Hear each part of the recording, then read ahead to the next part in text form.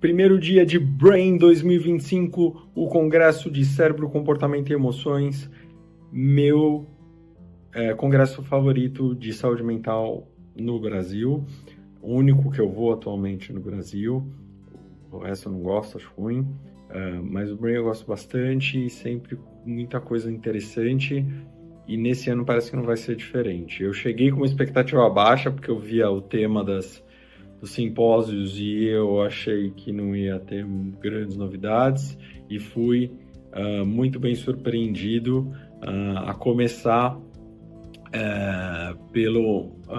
por um simpósio de sono e neurodegeneração e os novos achados de como que o sono impacta na prevenção, o sono adequado impacta na prevenção da neurodegeneração e como isso está associado à depuração dos metabólitos do sistema nervoso central durante o sono. Então a gente sabe que no corpo humano o metabolismo das células produz lixo, né?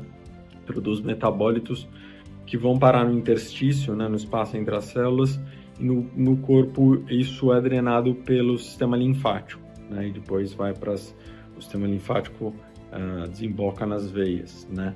Então, assim que tira o lixo, o lixeiro tira o lixo no nosso corpo, né? No sistema nervoso central, isso é feito através da circulação do líquor, né? Então, o nosso sistema nervoso central está embebido por esse líquido cefalorraquidiano e envolvido por uma camada, né? Que é a barreira hematoencefálica. Então, no cérebro, os metabólitos vão para o interstício, são drenados pelo líquor, e aí depois esse líquor é drenado para o sistema venoso, né? E o que esses novos estudos demonstraram é que a depuração, né, a limpeza desses metabólitos do sistema nervoso central acontece predominantemente durante o sono, e esse mecanismo é muito importante ao ponto que você restringir poucas horas de sono, isso já tem um impacto na redução da depuração dessas proteínas, e isso pode ter repercussões metabólicas para o cérebro muito interessante, inclusive de o que a gente levanta a discussão do que a gente faz com pessoas que têm um risco aumentado de desenvolver quadros demenciais, né? Assim, tem uma atenção mais especial para o sono. Muito interessante. Vi simpósios sobre telas e crianças e, pelo que eu vi lá, assim, não me trouxe, não mudou meu posicionamento, né? Assim, informações muito interessantes, mas não mudou meu posicionamento, que continua sendo o que eu acho um exagero, dizer que a tela derrete o cérebro da criança. E que é muito mais importante que a criança seja muito estimulada, tenha atividades, tenha uma rotina muito saudável, e nem vai sobrar tempo para a tela, e se sobrar, vai sobrar um tempo muito pequenininho. É claro que quanto mais jovem a criança, menos ela deve ser exposta a telas. Bebês não devem ser expostos a telas de forma nenhuma, né? Mas aí, dependendo de qual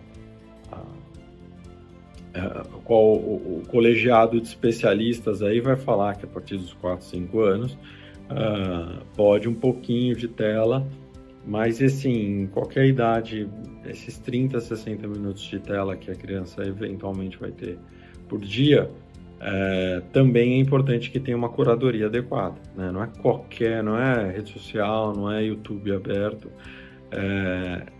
se recomenda que sejam aplicativos desenvolvidos especificamente para criança, né? Que você vai lá, coloca a idade da criança, tudo, e ele dá atividades e estímulos que são adequados para aquela idade daquela criança e pelo tempo adequado, né? Mas que, né, assim, você não dou nenhuma tela, zero tela, né? Mas a criança não pratica atividade física, não brinca, né? Fica em casa fechada, olhando para o teto, também não está ajudando, né? E há no desenvolvimento de novos tratamentos de saúde de uma maneira geral, de saúde mental especificamente, muito, muito, muito interessante. Assim, acho que o exemplo mais interessante da IA prevendo, quando você faz uma proteína, a IA prevê como é que essa proteína dobra, né? Assim, uma proteína específica, prever como uma proteína específica vai dobrar, era a pós-graduação de uma pessoa que demorava anos para fazer, né? Hoje a IA faz isso em segundos, né? Então, a IA evoluiu o desenvolvimento de novas medicações em milhares de anos, né? Rapidamente. Então, a velocidade, se espera que a velocidade com a qual novas medicações apareçam simplesmente exploda. E isso sem falar que você pega, né, você apresenta para a IA um receptor de membrana de neurônio e você fala para a IA, desenvolve moléculas que se liguem e ativem esse receptor, ou que se liguem e bloqueiem esse receptor, ou um agonista inverso, que se liga e não só não impede de outros de neurotransmissores ligarem, mas bloqueia toda a cascata secundária interna celular desse receptor. Então, assim, muito, muito interessante e vai evoluir anos-luz aí a nossa capacidade terapêutica, o desenvolvimento de medicação, né?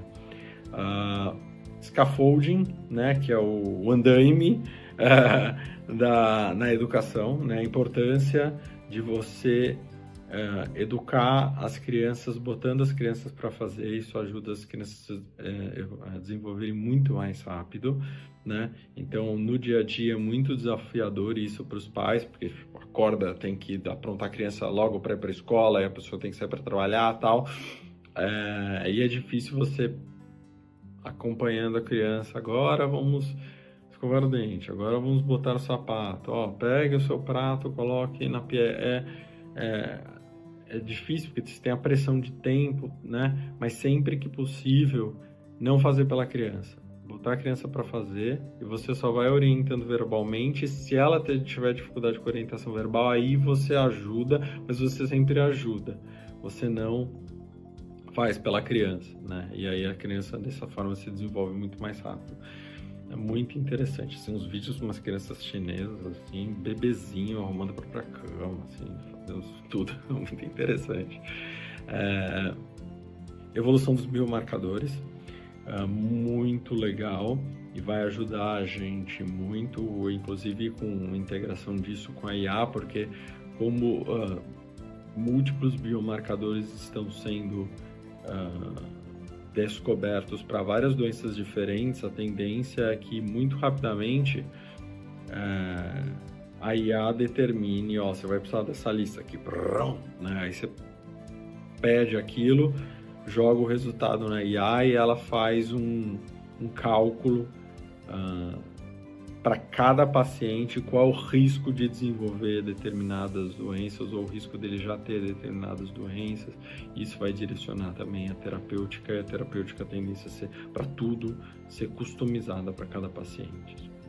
Interessante.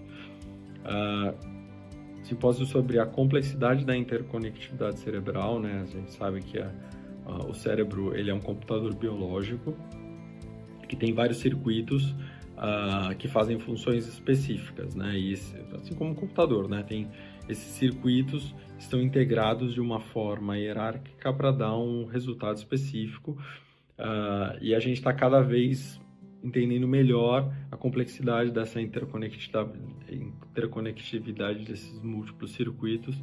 Isso ajuda a entender o funcionamento do cérebro e ajuda a gente a tratar melhor das doenças, das alterações relacionadas à saúde mental, né? E por último, vocês viram que eu várias vezes mencionei aqui IA, por último, a IA, né? E era um simpósio que perguntava, a IA vai conseguir ter consciência e emoções?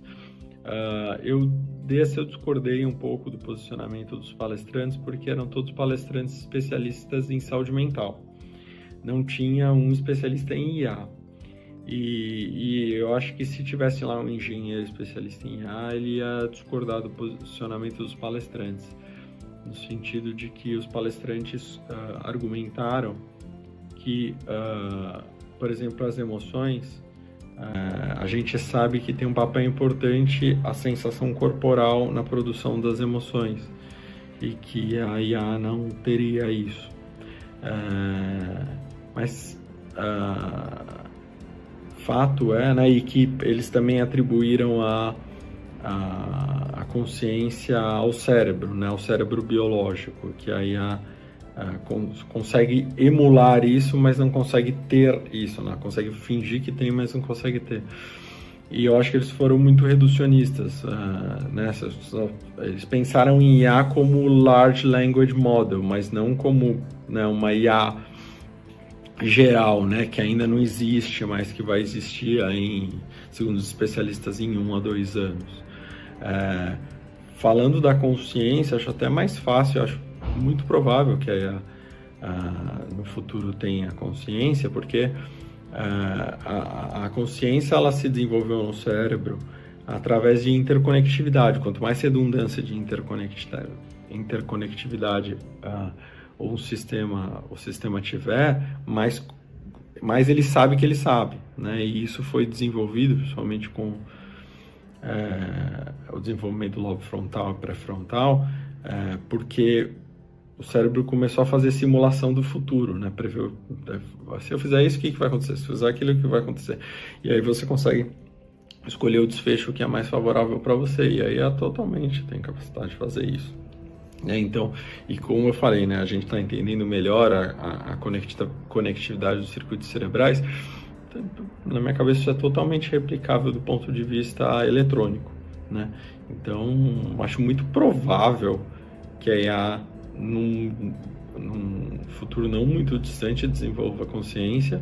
Emoções eu acho mais difícil porque a gente não sabe exatamente como as emoções são produzidas. A gente tem uma ideia, a gente sabe que tem várias áreas no cérebro que são responsáveis pelo processamento emocional, e que a percepção corporal, né, a senso-percepção, tem um componente importante disso, mas a gente não sabe o quanto que esse fenômeno pode ser reproduzido num circuito eletrônico, ou se é algo inerentemente do computador biológico, né, de um computador de carbono. Então, ainda é uma discussão, mas eu acho bem plausível. Assim, eles descartaram, não, a máquina nunca vai ter emoções. Eu achei um pouco prepotente da parte deles, porque é possível, assim, acho que teria que trazer um engenheiro mesmo que trabalha com IA para falar sobre isso.